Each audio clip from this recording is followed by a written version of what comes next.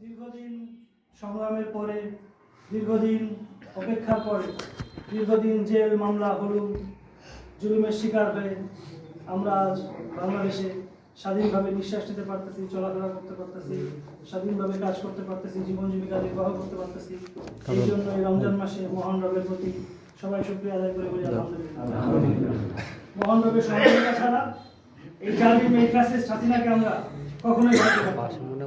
যতই আমরা আন্দোলন করি না কেন, ফয়সালা হয় মহান রবের আরশ থেকে।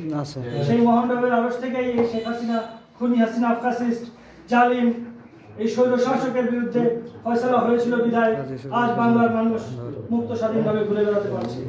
সম্মানিত নেতৃবৃন্দ, লড়াইয়ের সংগ্রামের সাথী, প্রিয় বন্ধুগণ, আমরা 2022 সালে এই মাঠের বাড়ি স্কুলে একটি কনভেনিং কমিটির কর্মী সম্মেলন সম্পাদন করেছিলাম। সেই কর্মী সম্মেলনের মাধ্যমে আমাদের এই 3 নং ওয়ার্ড বিএনপির যাত্রা শুরু হয়। প্রিয় নেতৃবৃন্দ,